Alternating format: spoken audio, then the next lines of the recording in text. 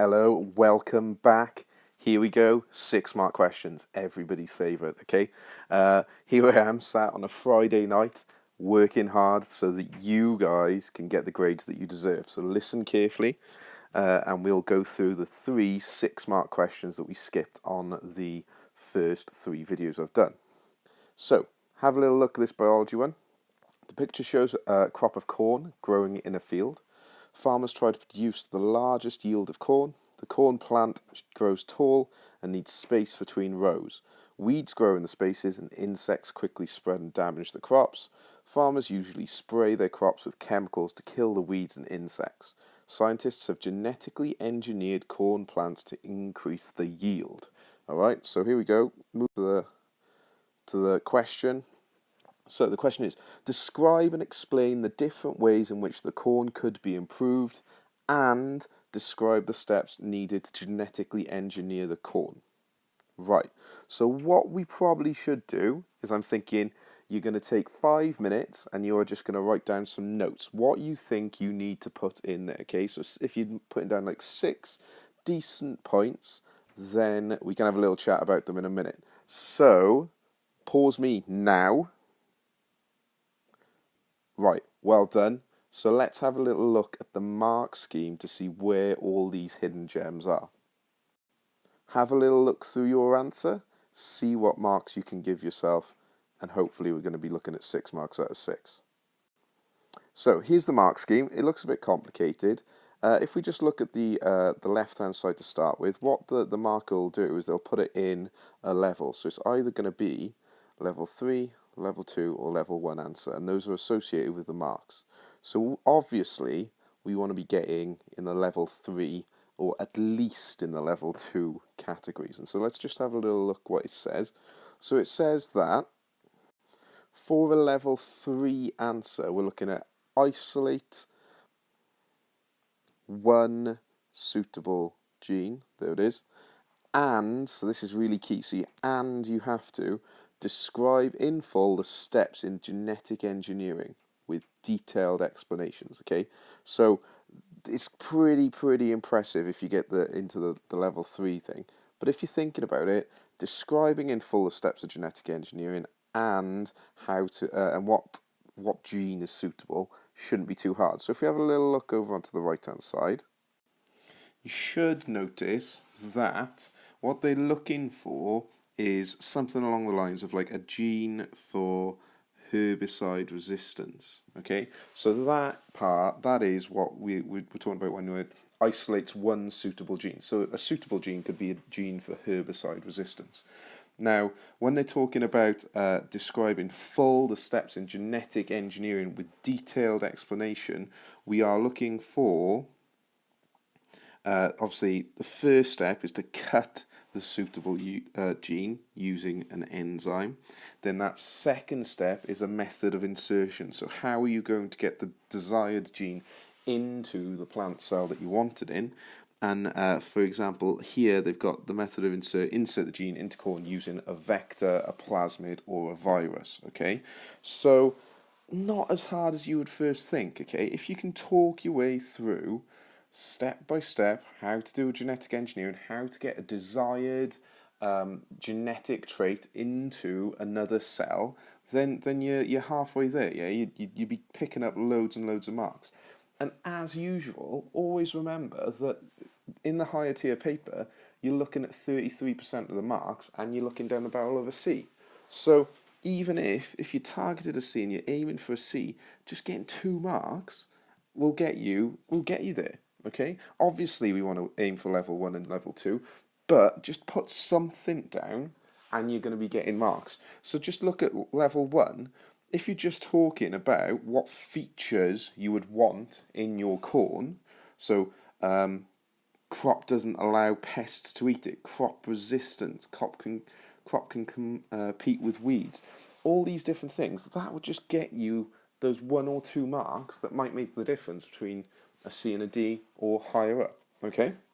So that's the biology 6 marker. Let's move on to the chemistry and have a look what it's got for us. Right, so here's the start of the 6 marker for the chemistry. It gives you some information, okay? You're just going to have to remember it, if I'm honest, because I don't know how to put it onto the other slide. But it's not that complicated, okay? So Chris measures the time it takes for indigestion tablets to react completely. He then calculates the relative rate of reaction.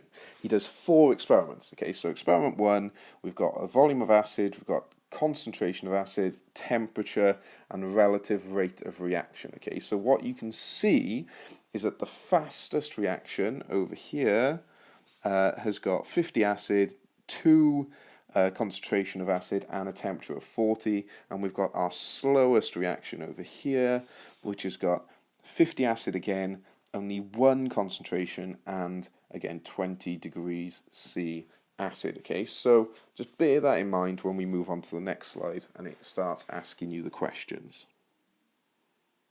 So here it is. Here's the question. Chris uses his results to make a conclusion. Is Chris correct? So increasing the temperature of the acid has a greater effect on the rate of reaction than increasing the concentration of acid. Okay, so you explain using the reacting particle model why increasing the temperature increases the rate of reaction, and also you got to say whether he's correct or not. Okay, so you're going to have 5 minutes, just not quite yet, but 5 minutes to just write down some notes about how you think you would answer this question. Bear in mind, first part is that is Chris correct? So is temperature a bigger influence on the rate of reaction than concentration? Then secondly, you need to explain why increasing the temperature and why increasing the temperature increases the rate of reaction. Okay, so you don't have to talk about concentration, but you do have to explain why increasing the temperature increases the rate of reaction. Remember, reacting particle model. If I can stress anything, that reacting particle model is the big thing. Okay, so take 5 minutes and write down some notes. So pause me now. Right, I'm hoping you've got some notes written down. Let's take a look at the mark scheme. I'm hoping you're going to have a look at it and you're going to think that is actually easier than what I thought it was going to be. Okay, so let's have a look. Here it is, the mark scheme. Again, it's got level 1, also 3, 2, and 1, talking about different amounts of marks, 5 and 6, 3 and 4, and 1 and 2. Don't worry too much about that. Let's just have a look what a level 3 answer would be. Ooh, let's try to get that straight. There it is. So, level 3, first and foremost, Chris is right. Okay, so Chris is right because if you have a look, when the concentration doubles, the rate doubles, but when the temperature doubles, the rate quadruples. If you want to understand why, think back. I talked about it a little bit in our physics past paper part. The fact that kinetic energy is actually half mv squared. So think very, very carefully about this now. Temperature increases the velocity of our particles, and so that means that they've got 4 times as much, because of this little squared thing. It's got 4 times as much energy, which means it will the reaction will go 4 times faster, whereas concentration just doubles the amount of particles there are, so it's only going to double the speed at which your reaction goes about. Okay, hopefully that makes a little bit of sense. Don't worry too much if it doesn't, because that is proper higher tier A-star stuff. So they're looking for you to agree with Chris to start with. The second part, so to get the rest of those marks in, you now need to start talking about how temperature increases the rate of reaction. So you need to, we drilled this into you when we were doing it in class. You need to say that there are more frequent successful collisions, okay? Always talking about successful collisions. We're not just talking about any old collisions. They have to be successful. Particles bump into each other all the time and they don't react. So these are the successful collisions that we want, okay? The collisions are more frequent. This is what we're trying to get across. They are more frequent. They are bumping into each other more, and therefore there's going to be more reaction. Okay, so you need to get that across, the fact that when temperature increases, particles move faster. When they are moving faster, they're going to collide more often, and so therefore there will be more successful collisions. Always talking about successful collisions, okay? You get all that down on paper, then you're looking down at 6 marks again, which is awesome, okay? On to the physics 6 marker. Here it is. So this question is actually quite a nice little question, This question is about gravitational potential energy and kinetic energy, okay? Look at the diagram and information about a small ball falling from a height of 20 meters. So we've got a ball at the top. You can see that it's got loads of gravitational potential energy, 100 joules. You can see that it's got no kinetic energy. This means that the ball is not moving, okay? So kinetic energy is obviously the energy of movement, and if it's got no kinetic energy, that means it's not moving. Brilliant. Okay, then we can see the ball nearly halfway down, where it's got 50-50, 50 joules of gravitational potential and 50 joules of kinetic, and then you can see the ball nearly at the bottom where it's got 20 joules of gravitational potential and 80 of kinetic. So the question is, explain the changes in GPE and KE and describe what would happen to the gravitational potential energy and kinetic energy if the mass of the ball was doubled, okay? So they're trying to get this again, it's going to be talking about this kinetic energy equation that we've talked about twice already. But have a little think. We're going to do exactly the same thing, so I'm going to leave that there. You're going to have 5 minutes. Just write down a couple of little notes. What do you think they're expecting? What do you think they want? Okay, don't forget, you want to explain the changes in GPE and kinetic energy, and then you're describing what would happen if the mass of the ball was doubled. So it's like a 2-part question. You need to get some notes on both. All right, 5 minutes. Pause your video now. Okay, I hope you've written down some notes. Let's take it across to the mark scheme for last time. Right, now this, it's higher tier paper, so it is going to be tricky, and it is quite a meaty mark scheme. If we just look at the level 3 descriptors over here, you've got lots of ands, so you need to cover a lot of different bases. So let's just have a little read through what they're expecting from you. Okay, so describes simple changes in GPE using equations to illustrate the answer. So describes the changes in gravitational potential energy, but using equations, okay? So we're going to talk about that in a minute. And describes the same thing, but with kinetic energy, again with equations, and describes what happens to gravitational potential energy when mass is doubled, and describes what happens to kinetic energy when mass is doubled, okay? So 4 things that we have to tick off to get full marks. It's quite a big ask, but let's just have a little look. So the mark scheme's a bit backwards, so they tackle these 2 first, okay? So describe what happens to GPE and kinetic energy when mass is doubled. So if we have a little look, we go through doubling the mass of the ball, doubles the gravitational potential energy, okay?